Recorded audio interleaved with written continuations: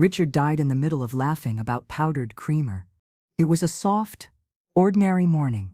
The sun filtered lazily through the blinds, striping our kitchen table in amber light. I was standing at the counter, slicing a banana into a bowl of oatmeal, and he was behind me, stirring his coffee with that teasing look in his eyes, the one that always meant he was about to say something half joking, half true. "This stuff's going to kill me, Ellen," he said, tapping his spoon twice against the side of his mug like a gavel. "Mark my words, one more scoop of this powdered nonsense, and poof, dead." I rolled my eyes and smiled, not turning around. "You've had worse things in your mouth, Richard Whitmore. Remember that expired can of tuna you insisted was fine last summer?" He chuckled. That warm, familiar sound. I heard the chair creak as he leaned forward, probably reaching for the sugar jar. Then I heard the spoon drop. And I knew, not consciously, not logically, but something in my body stiffened before my brain caught up. A silence fell, unnatural and wrong, like the air had thickened around us. I turned just in time to see his hand twitch. His eyes were wide, unblinking. One side of his face sagged slightly, the mug tilted, spilled a little coffee on the table, and then his whole body slumped sideways in the chair like a puppet whose strings had been cut. "Richard?" My voice cracked like dry wood. "Richard, no. No, no, no." I dropped the butter knife. It hit the tile with a clatter that sounded far away, like it was happening in another room. I rushed to him, my fingers grabbing his shoulders, trying to lift him upright. "Richard, wake up, stop. This isn't funny." I kept saying his name as if I could summon him back with repetition. I fumbled for the phone on the table and dialed 911 with shaking hands, fingers slipping over the screen like it was made of oil. The operator's voice came through, steady, practiced, inhuman. "What's your emergency?" "My husband, he collapsed. He's not breathing. Please. He's not responding." The words poured out in a jumbled mess. She told me to start chest compressions, and I did, pushing down on his chest with all the strength I had left. I counted out loud, barely hearing myself over the static roar in my ears. 1, 2, 3. His head lolled to the side. His eyes were still open. I kept going. 5, 6, 7. But I knew from the coldness of his fingertips when I tried to hold his hand. I knew from the unnatural bend of his neck. I knew from the way his face had settled, not in fear, not in pain, but in the stillness of someone who was already gone. By the time the paramedics arrived, I was hoarse and dizzy, kneeling on the tile beside him with trembling arms. They moved quickly, respectfully, asked questions I barely answered. Does he have a history of heart issues? Was he complaining of chest pain this morning? Do you have his ID? They said words like massive, unrecoverable, DNR. I nodded without fully understanding. I remember one of them gently placing a hand on my shoulder, saying, "There's nothing more we can do, ma'am." I wanted to scream, to protest, to beg for just a minute more. But instead, I stood up slowly, my joints aching, and walked to the edge of the room, like a ghost inside my own life. My knees buckled when I sat on the couch. The same couch where Richard and I had spent countless evenings reading books, watching old westerns, playing cards with Ava when she stayed over. I stared at the table, at his chair, at the mug still half full of coffee. A few minutes or maybe an hour passed before they covered him. The white sheet over his body looked too neat, too clinical, like someone trying to tidy up something messy, hoping no one would notice how broken everything had become. They offered to let me say goodbye. I didn't. What would I say? What could I say that hadn't already died with him? I went upstairs instead. Our bedroom smelled like his cedar soap, old wool, the faint lingering scent of his aftershave. I lay down on our unmade bed, still wrapped in the sheets we'd shared the night before. His pillow was still warm from his head. That small, stupid detail broke me. I pressed my face into it and sobbed loud, choking sobs that scraped my throat raw. At some point, I sat up and reached for his phone on the nightstand. It was still plugged into the charger. My hands trembled as I unlocked it, my thumb knowing the code even if my mind was spinning. I don't know what I was looking for, comfort, connection, anything. And then I saw it. 10:42 p.m. Missed call. Jacob Whitmore. No voicemail. He'd tried to call our son last night, our only child, the boy we raised together, The boy Richard used to lift onto his shoulders to reach the stars on the Christmas tree. The man he once called his proudest achievement. And Jacob hadn't picked up. No returned call. No message. Just silence. I held the phone to my chest and felt the full weight of everything we'd built collapsing inside me. 42 years of shared life, laughter, fights, repairs, routines, and now silence. But not just Richard's silence, Jacob's too. Because in less than an hour, I would call my son, and what he said would bury me deeper than any coffin ever could. It took me nearly an hour to make the call. I sat on the edge of our bed, Richard's pillow still damp with my tears, and stared at the phone like it might bite me. The house was too quiet now. The kind of quiet that doesn't feel like rest, it feels like punishment.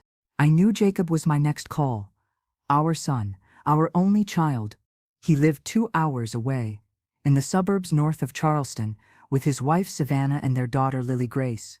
We'd visited their house last Christmas. I remembered Savannah's white couches, the polished kitchen that looked like it belonged in a magazine, and the way she watched the clock more than she listened to conversation. I pulled up Jacob's contact. My thumb hovered over the call button for several seconds, then I pressed it. It rang 5 times before he answered. I still remember the exact tone of his voice, flat, distracted, like I'd interrupted something mildly inconvenient. "Hey Mom, everything okay?" I opened my mouth, but nothing came out at first. My chest tightened like a fist around my lungs. I forced myself to speak. "It's your dad." A pause. "What about him?" "He's gone, Jacob." My voice cracked. "He collapsed in the kitchen this morning. The paramedics couldn't bring him back. He died." Another pause. This one longer. Then, in a voice so calm I thought I misheard him, Jacob said, "Oh, wow. Today's Savannah's birthday. She's got this whole brunch planned. Can I call you later?" At first, I didn't understand the words. My mind refused to process them. I just told you your father died." I know, he said quickly, like he was trying to quiet a background noise. "It's just, we have people over. It's not a great time." I said nothing, not because I didn't have anything to say, but because I couldn't speak without shattering into pieces. "We'll talk tomorrow, okay?" he added. "Just try to rest. I'll check in." I lowered the phone from my ear and ended the call before he could say another word. My hand moved on its own, like it couldn't bear to let my heart hear what came next. I sat there in stunned silence, the phone still glowing in my hand, the name Jacob staring up at me from the screen like a stranger's. I could still hear the click of the call ending, the hum of nothingness filling the room in its wake. Richard's jacket was still hanging from the chair in the corner. His slippers were still beside the bed. The world hadn't shifted, but everything in me had. I thought of that brunch Savannah planned, probably avocado toast, mimosas, a decorative sign that said "Celebrate You," balloons, candles, Instagram posts, with a filtered photo captioned, "Best birthday ever." Meanwhile, I had just watched the man I loved for 42 years die in front of me, and our son couldn't be bothered to listen past a headline. I curled up on Richard's side of the bed, not even to sleep, just to exist somewhere that still smelled like him. I closed my eyes and remembered the night Jacob was born. Richard pacing back and forth in the waiting room with a styrofoam cup of lukewarm coffee in his hand, eyes red-rimmed with worry and excitement. When they finally placed that squirming little bundle in Richard's arms, he'd looked down and whispered, "Everything I am, I give to you." I remembered that moment so clearly, it felt like a betrayal now. Because 31 years later, our son treated Richard's death like a scheduling conflict. Eventually, I dragged myself out of bed. I made tea. I didn't drink and stood at the sink staring out at the backyard, where the swing Richard built for Lily Grace still hung from the oak tree. He'd sanded the wood by hand, tied the ropes himself, spent hours making sure it was safe, steady, perfect. And now, he was gone. I tried to imagine calling Savannah again, explaining the funeral arrangements, asking if they'd come, but I couldn't bring myself to dial. I couldn't ask for more of what I already knew they wouldn't give. Instead, I called the funeral home. The woman who answered had the kind of gentle voice that made me want to break down again. She helped me schedule the service for Saturday morning, 4 days from now, and offered to handle most of the details. After I hung up, I sat in Richard's recliner and picked up the framed photo from the end table. It was taken 4 years ago, the last time we took a real vacation. Mountains, fall leaves, all three of us together. Jacob had his arm around Richard. They were laughing about something, probably something simple and dumb. I stared at that photo until my eyes blurred. That night, I didn't eat. I didn't sleep. I wandered through the house like a shadow. Every room echoed with absence. His toothbrush, still in the cup. His reading glasses on the windowsill. His crossword puzzle, unfinished on the breakfast table, right next to the creamer he always teased me about. I thought about calling Jacob again. But what was the point? If he wanted to come, he would. If Savannah let him. The next morning, I called again. Savannah answered. Her voice was bright at first, surprised to hear from me. When I told her the funeral would be on Saturday, she hesitated. Oh, right, Jacob's still thinking. We, had a weekend getaway planned. It's been booked for a while now. It's Savannah's birthday, and there are cancellation fees. I didn't say a word. She filled the silence quickly. I mean, we're trying to keep things light right now. For my mental health, you know? Things have been tense lately. You understand? I hung up. Not out of anger. Out of necessity.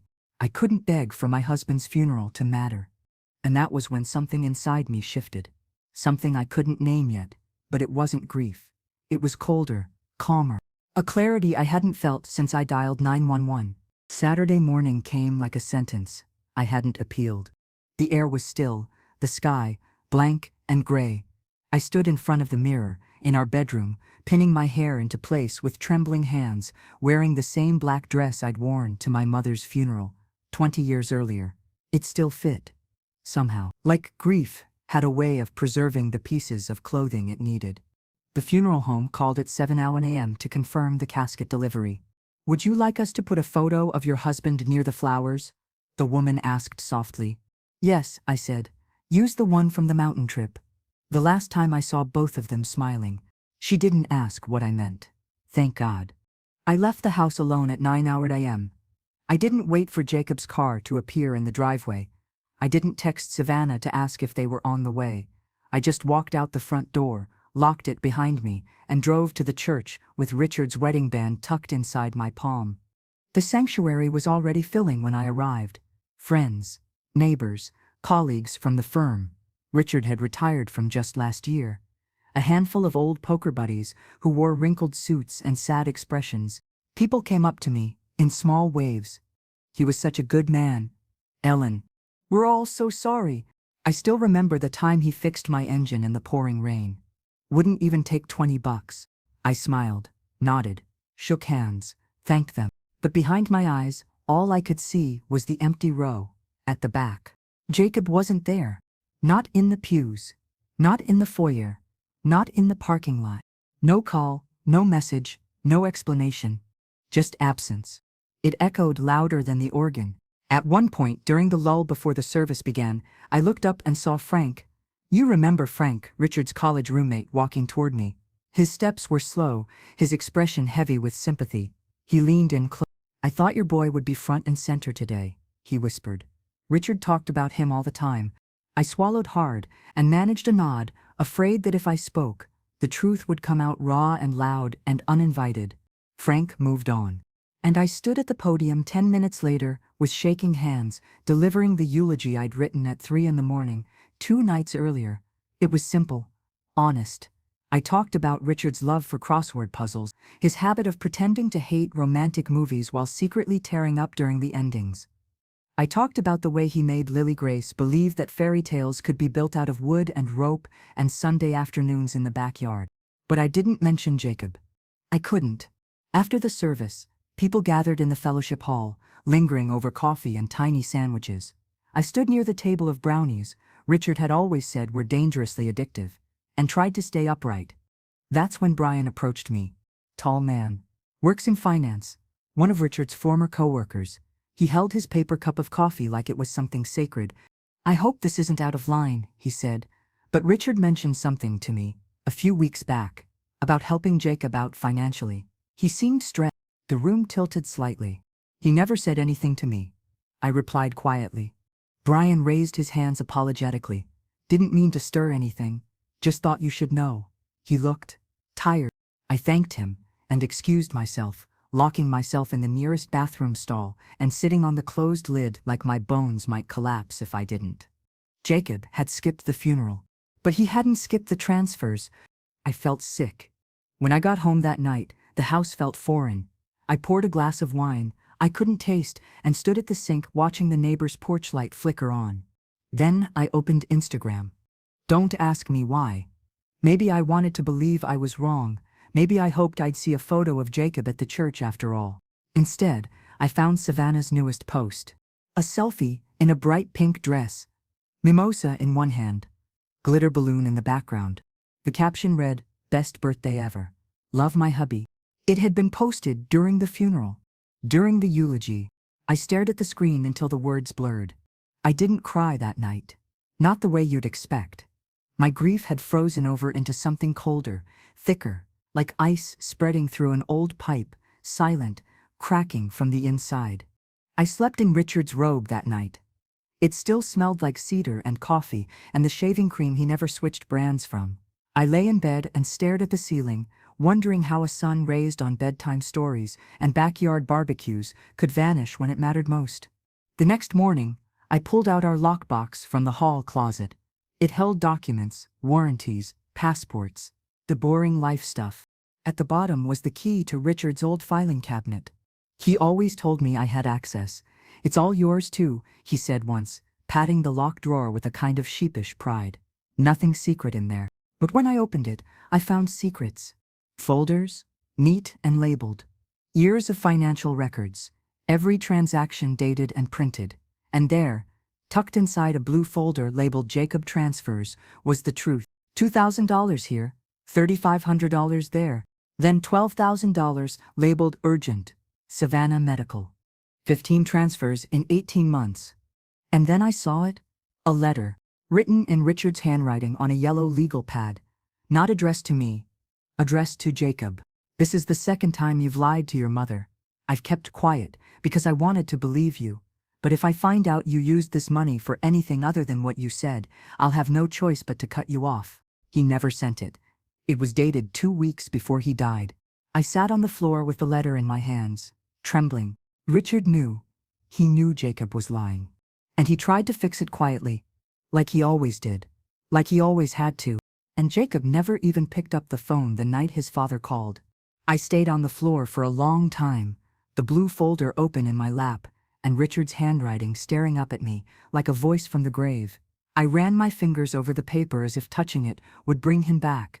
The words felt fresh, raw, as though he'd written them that morning, knowing I'd find them when he no longer could speak. He hadn't told me. He had carried that alone. Maybe to protect me. Maybe to protect Jacob. I reread the letter until the words blurred. The phrase, "take advantage of your mother's trust," hit me like a slap each time. And suddenly, I couldn't breathe. The room felt smaller, the walls heavier. I stuffed the folder back into the drawer, locked it, and taped the key behind our wedding photo again, right where Richard had always kept it. A part of me thought he might have wanted me to find it eventually. Another part wondered if he never meant for me to know. But now I did. And I couldn't unknow it. That evening, I sat at the kitchen table, the same one where Richard had taken his last breath, and stared at the coffee mug still sitting in the sink. The one with "World's Best Grandpa" in faded red letters. The one Jacob gave him 3 Christmases ago, back when things still felt repairable. I didn't know what I was going to do. Not yet. But I knew one thing for certain. I was done pretending. 5 days after the funeral, Jacob showed up. Unannounced. Like nothing had happened. Like grief had a grace period, and he still had time left. When I opened the front door, he was standing there with his hands in his jacket pockets, eyes darting everywhere but at mine. Behind him, Savannah sat in the passenger seat of their car, engine still running. Her sunglasses were perched on her head like she'd planned for a brunch, and not a reckoning. "Mom," Jacob said. I stepped aside, without a word, and let him in. He followed me into the living room. Richard's chair was still where he left it, untouched. A silent monument. I offered Jacob coffee. He declined. He always did when he was nervous. He sat stiffly on the couch, perching near the edge like a man expecting to flee at any moment. His face was pale, thinner than I remembered. Or maybe I was just seeing clearly for the first time. Megan thinks I should have come sooner, he said. Savannah. Of course she did. Of course it took her approval. I nodded and sat across from him. My phone, recording, rested quietly in the pocket of my cardigan. Not because I planned to expose him, but because I didn't trust him to tell the truth later, not after what I'd found. I looked at him for a long moment and then asked, "Did you know your father tried to call you the night before he died?" He blinked, flinched. I had my phone on silent, he muttered. We were at dinner. Savannah had this surprise thing planned. Another excuse. Another dodge. I meant to call him back, he added quickly, but I didn't know it was serious. He wasn't sick, I replied, voice even. He had a heart attack while making coffee. Jacob rubbed his forehead. I didn't mean Mom.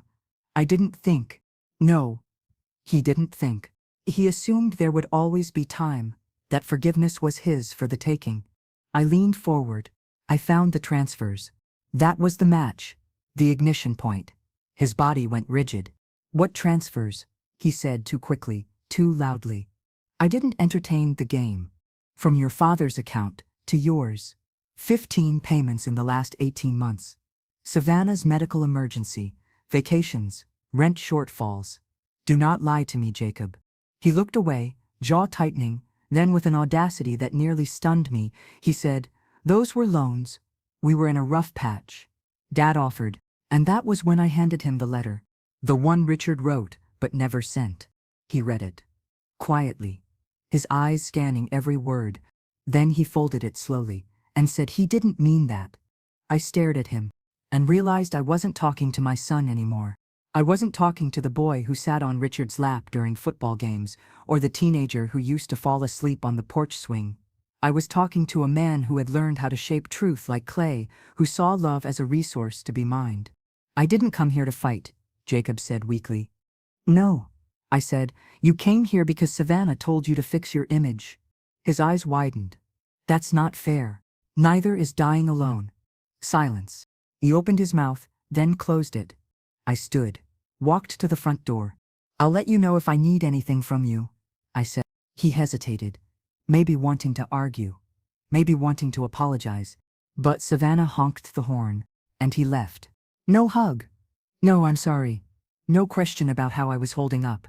I watched him walk to the car like a man shuffling into his own shadow. Savannah didn't even look at the house, just adjusted her mirror and backed out of the driveway like nothing inside had ever mattered. But I saw her face for a moment. A flicker of something between triumph and indifference, like she thought she'd won. She had no idea what was coming. The next morning, I woke up before the sun. The kind of wakefulness that isn't peace. It's a decision, cold, clear, and final. I didn't make coffee. I didn't eat breakfast. I called Thomas Dre, our attorney for the past 30 years, and told him I needed to revise my will. He didn't ask why. He just said, I can see you at 11 tomorrow. And I said, perfect. Then I gathered everything, every statement, every folder, every letter, and something else. A sealed letter to Lily Grace, to be opened on her 18th birthday. Because someone in this family still deserved the truth. Thomas Dre's office was in an old brick building near the town square. Unassuming, quiet, the kind of place where real decisions happened behind soundproof doors and frosted windows. I arrived 10 minutes early. My hands were steady. My voice, even. The only sound louder than my footsteps on the polished wood floor was the envelope of documents tucked under my arm. Thomas greeted me like he always had, with a firm handshake and eyes that missed nothing. I assume this is about more than estate planning, he said gently. It is. He led me into the conference room where we'd once signed mortgage papers, investment accounts, health directives, all the paperwork of a life Richard and I had built together, line by line. But this was different. I set the envelope on the table and opened it carefully. First, the financial statements. Then, the folder of Jacob's transfers. Then, Richard's unsent letter. Then, the audio file I had recorded of Jacob's visit, his deflections, his justifications, his refusal to own what he'd done. And finally, the handwritten letter I had penned the night before, sealed and labeled to Lily Grace Whitmore on her 18th birthday. Thomas read everything without interrupting. His brow furrowed slightly, but he didn't flinch, didn't blink. When he finished, he sat back in his chair and folded his hands. "This trust," I said, "I want it airtight." "It will be," he replied. "No loopholes. No access for Jacob or Savannah. Everything goes to Lily Grace. But not all at once. We laid it out piece by piece. The entire estate house, annuity investments, Richard's retirement funds, and savings would transfer into a trust managed by Thomas's firm until Lily turned 25. Early access allowed only for educational expenses, healthcare, and housing if she moved out on her own. No cars, no discretionary funds, no loopholes. Then I added one final clause.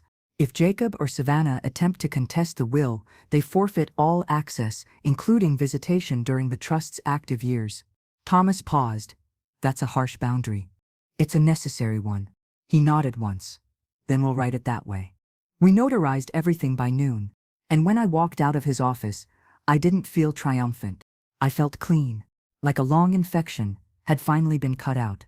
That night, I sat at the kitchen table with a glass of red wine and reread the letter I'd written to Lily Grace. 6 pages of truth, not anger. I wrote about who her grandfather really was, what he did for her father, the time he drove through a blizzard to pick Jacob up from college after a breakup, the day he built her swing, the way he used to carry spare change, just to surprise her with gumballs, after Sunday school. But I also told her about the last year of his life, about the silence, the lies, the money, about how sometimes, when people are too afraid to face the truth, they use love like a shield, and how Richard had done that too, trying to protect all of us from seeing the fracture growing in our family. The letter ended like this. "Lily Grace, this inheritance is not a gift. It's a responsibility. It's your grandfather's way of giving you the one thing he couldn't give himself, freedom without fear. Use it to build something honest, something that makes you proud. And if anyone ever tries to tell you that silence is the price of peace, you show them this letter. You were always the one watching, even when we didn't see it. I believe you, I trust you, and you are not alone." When I sealed it, I felt something in me close, too. Not the grief. That would linger. I knew, but the waiting. I no longer needed Jacob to call. I didn't need Savannah to apologize. That era of needing was over. 4 days later, Jacob received a letter from Thomas's office. I got the delivery confirmation at 11:13 a.m. on a Wednesday. There was no call, no email, no apology, but Savannah texted me, 5 messages in 2 minutes. First, "Wow, classy. Ellen, real mature." Then, "You're unbelievable. Do you even care about Lily Grace?" And finally, "You'll regret this. Families don't survive this kind of betrayal." I didn't reply, because silence was no longer something I feared. It was the most honest thing I could give them. The next day, a call came in from a blocked number. I let it ring, let it buzz once in my hand, before finally answering. It was Jacob. His voice was soft, uncertain. It reminded me of when he was 6 and broke the neighbor's porch light and tried to explain it by saying the wind did it. "I just got the letter," he said. I didn't respond. "I mean, is this real?" I let the silence stretch, let it grow, uncomfortable. Then I said, "You tell me." There was a pause, a long one. Then, I didn't know Dad felt that way. I felt something crack, not from sadness, but from ice. "You didn't know because you never asked. You never came." He started to say something else, but then another voice came on the line, sharper, higher pitched. "Savannah, you can't actually disinherit your own son," she said. "That's insane." I laughed. Not loud. Just a dry, tired laugh. "I didn't disinherit him," I said. "I protected Lily Grace." "From us?" she demanded. "From this," I answered. "This conversation, this entitlement." I hung up and sat at the table for a long time afterward, watching the sunlight crawl across the tile floor. I thought of Richard again, not the man slumped in the chair, but the man who once said, "If I go first, don't let anyone rewrite our life for convenience." I didn't. I wouldn't. Because now the legacy wasn't in the money. It was in the clarity. 3 weeks passed before I heard from them again. I thought the silence might last longer, but it didn't. Not when money was on the line.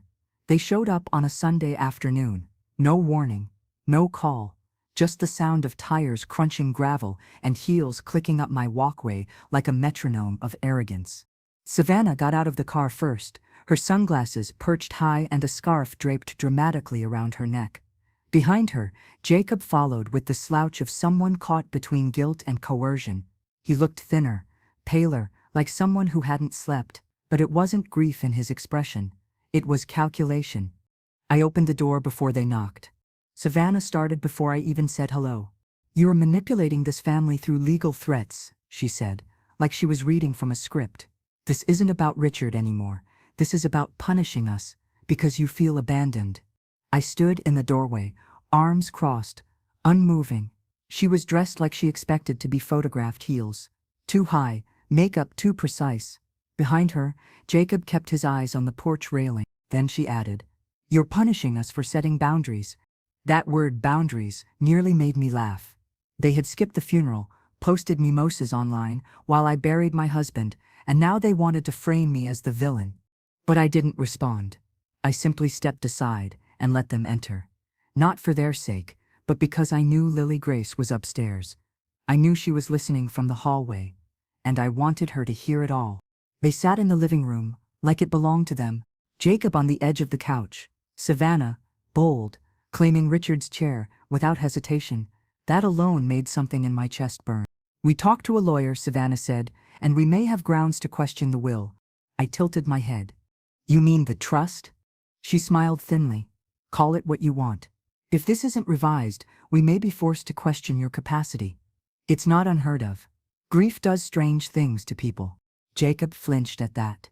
Just barely. But I caught it. I turned to him. "Do you agree with her?" He didn't answer.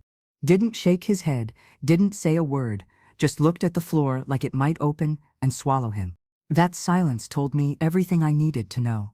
Savannah, emboldened, stepped closer. "You're tearing this family apart over money." I laughed once, low and dry. "I'm tearing it apart? Richard died alone. His own son didn't show up. And I'm the problem?" Just then, I heard the faintest creak on the stairs. Lily Grace, halfway down, watching us, her eyes wide, her posture tense. But she didn't move. Savannah turned and noticed her too. "She doesn't understand," she muttered. But I did. And I said, "She understands more than you think." I opened the front door. "We're done here." Jacob stood. He didn't protest, didn't argue. He just walked out like a man who had accepted a verdict. Savannah lingered 1 second longer, eyes hard and jaw set, as if trying to summon a final line of defense. She didn't find it. And I shut the door before her last heel left the porch. The house fell silent again.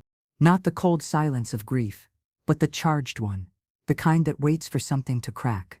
The next morning, I found it. A small black flash drive. It had been slipped into the mailbox, tucked inside a plain envelope. No return address, just my name written in careful handwriting. I recognized immediately. Lily Grace. I froze. Not out of fear. Out of certainty. This wasn't a drawing. This wasn't a joke. This was something real. I carried it inside like a relic. Sat at my kitchen table, plugged it into my laptop. What opened wasn't one file, but dozens. Each folder labeled by date. Inside, screenshots of text messages, audio recordings, even shaky videos, filmed from behind doors, through bedroom vents, from the top of the stairs. The first was a recording of Savannah's voice, sharp, fast, unmistakable. "She's manipulating everyone with that will. If Lily sides with her, I swear to God, Jacob, we'll pull her out of school, homeschool her, until she learns to respect us." Then, another. Jacob's voice this time, quieter, colder. "Let Mom run her game. It's not like we were counting on the money now anyway. If Lily plays nice, she can help us later." I sat frozen, listening to my own son talk about me like an obstacle. But the worst was a video titled "Kitchen Night." In it, Savannah stood near the sink, whispering into her phone. "If we push just a little harder, she'll crack. We'll say she's confused, maybe get the lawyer to question her mental state, and then boom, the trust gets flagged." The camera wobbled just slightly. I could hear Lily Grace breathing, her hand clearly holding the phone tight, recording everything from behind a wall. When the video ended, I sat back, breathless. At the bottom of the folders was a single text file, just a few lines, a note, "Grandma." I didn't know who else to tell. I hear things when they think I'm asleep. I know they're lying. I believe you. I'm saving this in case you ever need help. I pressed my hand to my chest. Not out of panic, but awe. My granddaughter hadn't just been watching. She had been protecting me. While I had been trying to protect her, I backed up the flash drive twice, gave one copy to Thomas, locked the other in my safe. Then I wrote a new letter to Lily Grace. This one to be opened only if something ever happened to me before she turned 18. Because she needed to know, beyond doubt, that I trusted her, that her voice mattered, that she wasn't imagining the cruelty inside her own home, that she had proof, that she had me. That night, I sat in Richard's chair with the flash drive cupped in my hand, like a grenade and a gift all at once. And I made a promise. I wouldn't just protect Lily Grace's inheritance. I would protect her voice, because in this family, she was the first one brave enough to use it. The mediation was scheduled for the following Thursday in a neutral office building downtown. Everything about the place was beige. Beige walls, beige carpet, beige furniture, a soft, non-threatening kind of anonymity that made it easy to forget you were there to wage war. Thomas and I arrived 10 minutes early. He wore his usual charcoal suit. I wore the navy dress Richard always said made me look like I ran a foundation. In a way, I guess I did now. My hand rested on the folder I had brought, the flash drive, Richard's letter, the transfer statements, and the transcript of Jacob's visit, neatly arranged, labeled, undeniable. When Jacob and Savannah arrived, they did not look like people coming to seek peace. Savannah entered first, dressed like a TV lawyer in a crisp cream blazer and a sharp black pencil skirt. Her heels clacked across the tile with the confidence of someone convinced she was still in control of the narrative. Jacob followed behind, shoulders hunched, face pale and tight. He looked older than I remembered, smaller somehow, like guilt had started to eat at him, but not enough to change him. The mediator was a woman in her 50s, kind eyes, firm voice. She began with the standard script, her neutrality, the confidentiality, the goal of resolution. Then she asked, "Can someone briefly explain why we're here today?" Savannah jumped in before anyone else could speak. "We're here because Ellen has made some emotionally charged decisions following the death of her husband," she said. "We're concerned about her mental state and the influence she's exerting over the estate distribution. We've consulted with legal professionals and believe there may be grounds to contest the trust on the basis of diminished capacity." I didn't flinch, neither did Thomas. I waited for her to finish her carefully rehearsed monologue, filled with words like grief, instability, manipulation. Then, when the silence invited a response, I simply slid the folder across the table. "This is why I made the decision I did," I said. The mediator opened the folder. She went through it slowly, page by page. The bank transfers, the scanned copy of Richard's letter, the notarized trust documents, and finally, the flash drive in a small labeled bag with a printout of its contents. Audio files, video timestamps, the transcript of Jacob's recorded visit, evidence. I watched the mediator's face carefully, saw the exact moment her expression changed, not from confusion, but recognition. This wasn't grief spiraling. This wasn't a woman acting out of loneliness. This was a documented, deliberate decision. She paused at one of the recordings labeled Kitchen Night, Savannah Audio. Her eyebrows rose slightly. Then she looked directly at Savannah and asked, "Were you aware that your daughter recorded statements about attempting to influence a legal trust through pressure and manipulation?" Savannah paled. "She's 12, she snapped. "She doesn't understand context." "But the words are yours," the mediator replied calmly. Savannah looked to Jacob. He said nothing, just kept rubbing his hands together like he was trying to scrub something invisible off his skin. Thomas leaned in and said, "As you can see, the trust was created with full legal clarity. The documents are solid, and Ms. Whitmore's mental capacity is not only stable, but documented. If you continue to pursue a challenge, we'll be forced to file for harassment and damages." The mediator nodded once. "From a legal standpoint, there's no basis to challenge the trust. The evidence of undue pressure within the household is substantial, and Ms. Lily Grace's statements will hold weight." That was when Savannah lost control. She slammed her hand on the table. "This is all because she couldn't handle her husband dying," she shouted, "and now she wants to punish us because she's bitter and alone." The room went silent, the kind of silence that swallows everything. The mediator didn't say a word, just gently motioned toward the door. Perhaps you'd like to take a moment outside, she suggested. Savannah stood up, heels snapping against the floor as she stormed out. Jacob stayed behind. For the first time since Richard's funeral, he looked at me directly. I didn't know it had gotten that bad, he said, voice low. No, I replied. You didn't want to know. He nodded slowly. I just wanted peace. You don't get peace from silence, I told him. You get it from standing up when it matters. He didn't respond, didn't apologize, didn't defend Savannah. He just sat there, alone. When the mediator returned, she declared the matter closed. The trust would remain untouched. The documentation was comprehensive. The consequences of further interference were outlined clearly. Savannah never came back into the room. Jacob left quietly, offering neither handshake nor goodbye. And I stayed for a moment longer, just long enough to pack the folder back into my bag and feel the strange sensation of something inside me, settling. Not triumph, not relief, just a kind of sorrowful resolve. A quiet understanding that this part of the battle was over, not because I'd won, but because the truth had finally been louder than the performance. When I got home that evening, Lily Grace was sitting on the porch swing. She looked up as I approached. Did it go okay? She asked. I nodded. Better than I expected. She didn't ask for details. She didn't need to. Instead, she patted the swing beside her. I sat down. The air was warm. The wind moved through the leaves gently, like it had nothing to prove. I saw the envelope in the safe, she said softly. The one with my name on it. It's for later, I told her. I know. She didn't smile. She didn't cry. She just leaned her head against my shoulder. And for the first time in weeks, I felt something like stillness. Not happiness, not closure, but control. And that, after everything, was enough. Lily Grace turned 18 last Friday. There were no balloons, no party streamers, no crowd of relatives clapping and handing over envelopes. Just a quiet knock on my front door around noon, and the girl, no, the young woman, I had spent the last 5 years protecting. She wore jeans and a navy sweatshirt that swallowed her shoulders. Her hair was tucked behind one ear, and in her hand was the envelope I had given to Thomas, the one marked, "To Lily Grace Whitmore, on your 18th birthday." It was still sealed. She stepped inside without a word and handed it to me. I want to read it with you. I nodded. We sat together on the living room couch, the same place where I had once rocked her to sleep, where she used to curl up with Richard and a book, listening to him read Anne of Green Gables in a voice 2 octaves too low for Anne, but perfect for her heart. Now, she was grown, and her eyes didn't belong to a child anymore.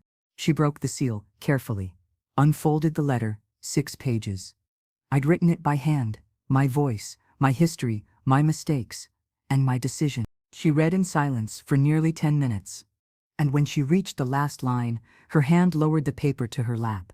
Her eyes were wet, but she didn't cry. Instead, she asked, "Is all of this still true?" I didn't hesitate. Every word. She leaned over and hugged me tighter than she ever had, arms looped around my neck like she was anchoring herself. "Thank you," she whispered, "for telling me the truth when no one else would." I didn't know how long we stayed like that. I just knew it felt like Richard was in the room again, smiling from the chair, watching us with the quiet satisfaction of a man who always wanted the next generation to be stronger than the one before. Then she pulled out her phone. "There's something I want to show you," she said. She opened her camera roll and tapped on a video. It was short. A courtroom, a judge, a small panel of clerks. Lily Grace stood at a podium, holding a document. "I'd like to change my middle name to Coraline," she said clearly. "After my grandmother." My breath caught. The name echoed in the room like a bell. I tried to hold it together, but the tears came anyway. Hot, sudden, unstoppable. I reached for her hand, and she let me hold it, squeezing once like she understood the weight of what she'd just given me. It wasn't just a name. It was a legacy. That afternoon, we went to her graduation ceremony, her final act as a high schooler. She wore her cap slightly tilted and her gown like armor, her eyes focused as she crossed the stage. When they called her full name, Lily Coraline Whitmore, she looked right at me, and she smiled. Not a polite smile, not a rehearsed one. A full, radiant smile, the kind that said, "This is mine, this is who I chose to be." Jacob was there too. I saw him near the back, seated alone. No Savannah in sight. His suit was wrinkled. His eyes were red. He clapped when her name was called.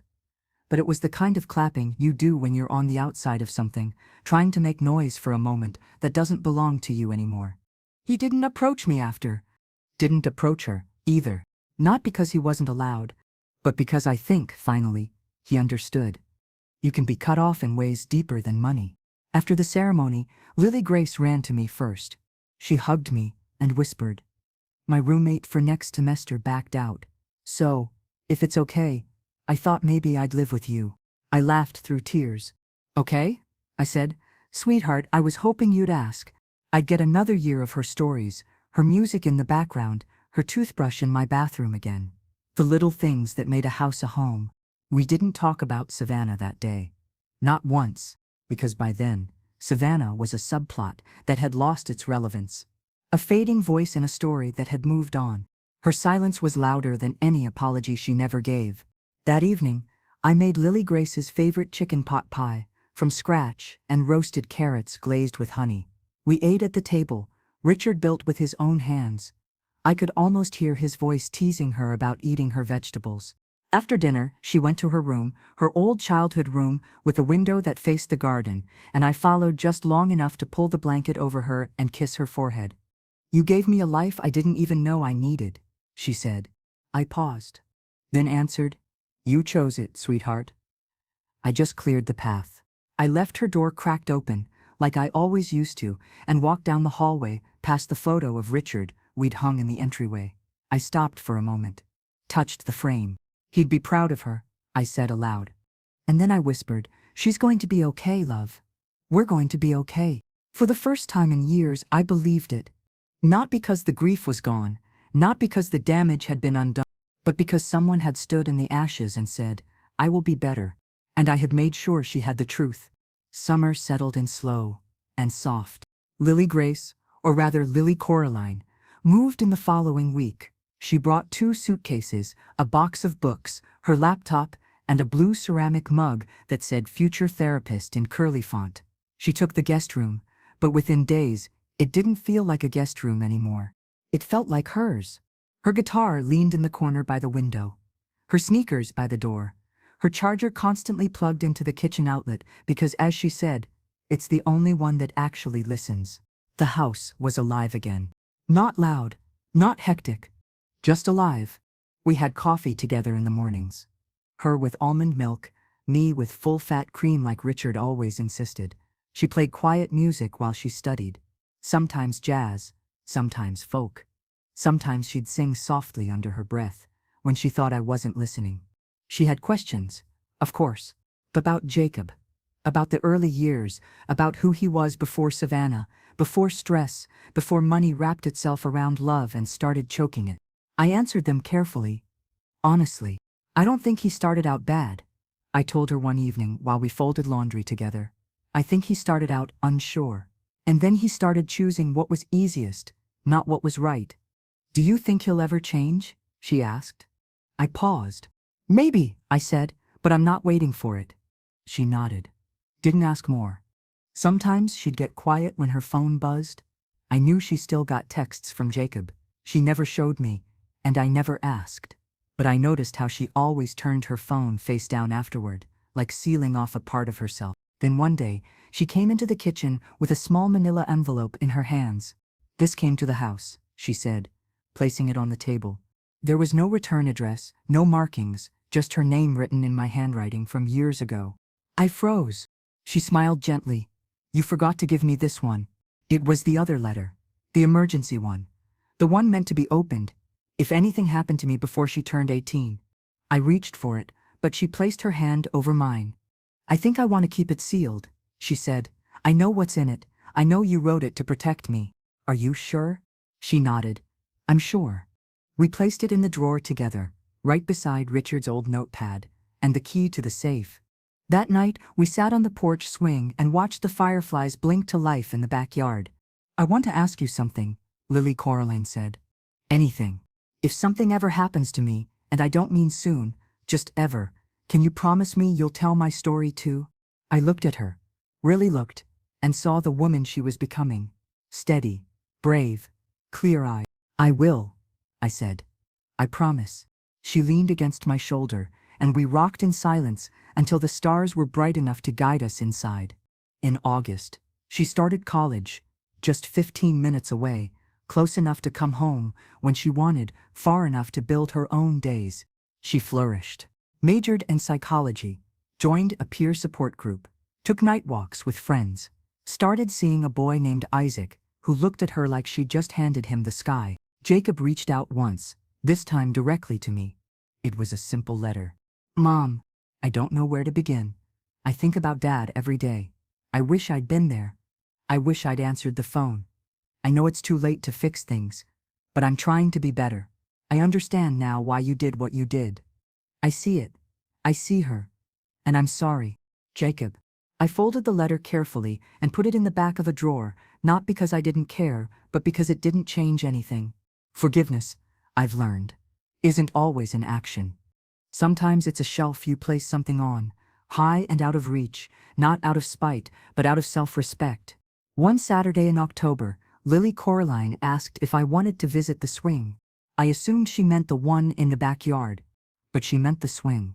The old oak in Jacob and Savannah's yard, the one Richard had built for her. We hadn't been back since the day of the funeral.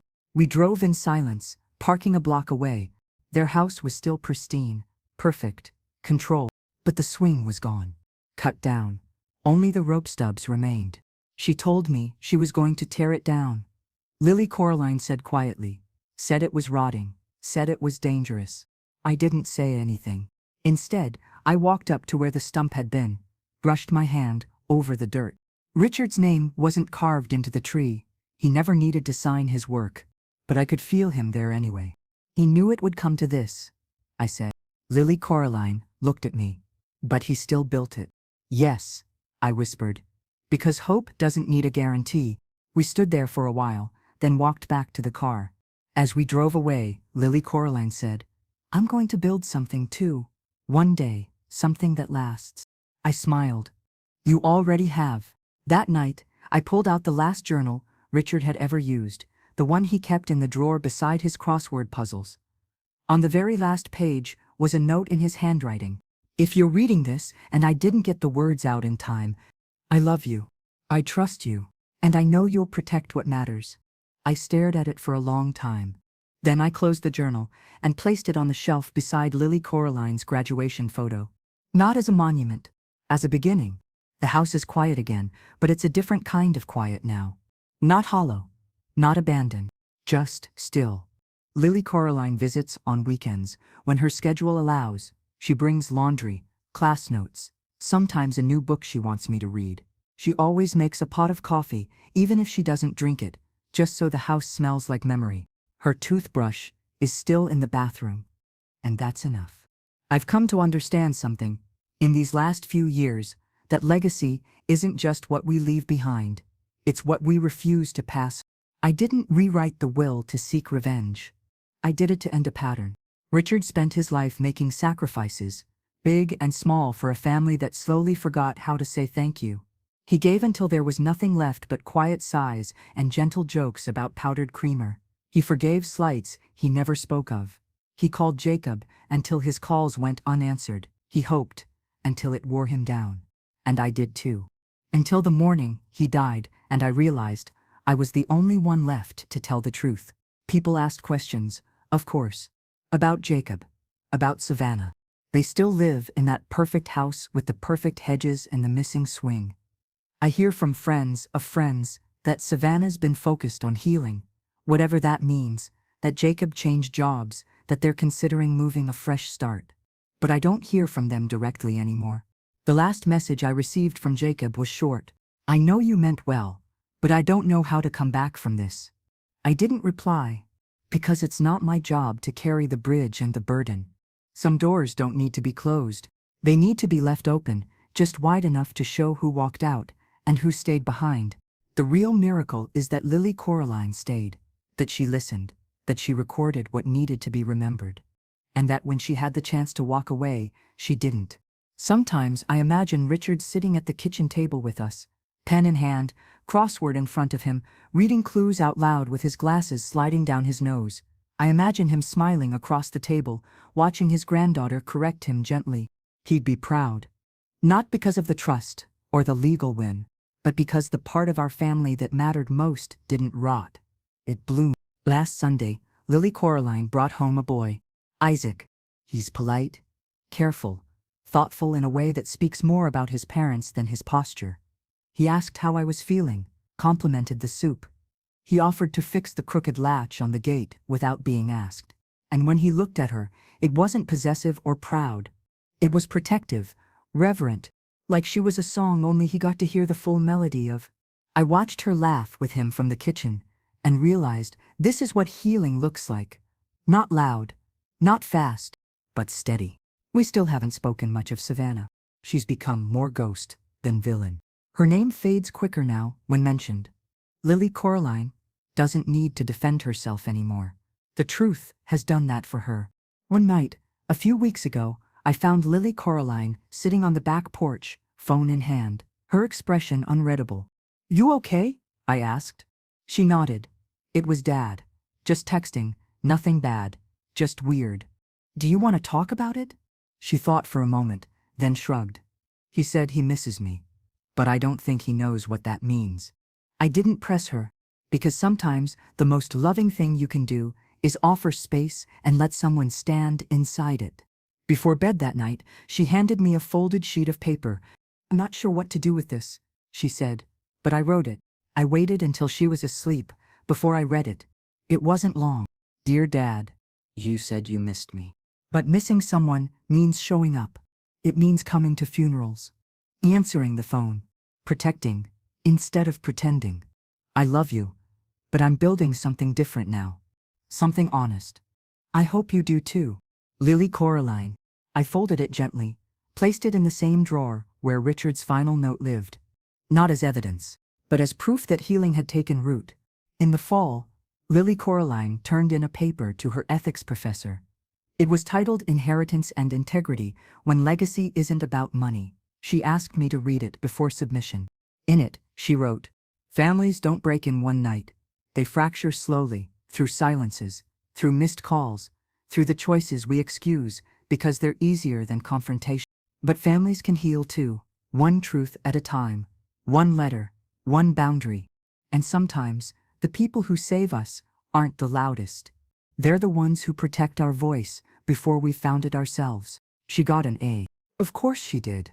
Tonight, I'm sitting in Richard's chair again, a cup of tea by my side, a soft quilt over my lap. The wind is picking up outside. Somewhere down the hall, I can hear Lily Coraline humming a tune from childhood. I reach over and pick up the framed photo on the end table, me, Richard, and baby Jacob. Our faces young, unlined, hopeful. I don't feel anger anymore when I look at it. I feel gratitude for the parts that were good, and responsibility for the parts I refuse to repeat. Because now, the silence has stopped. The truth lives here, and it always will.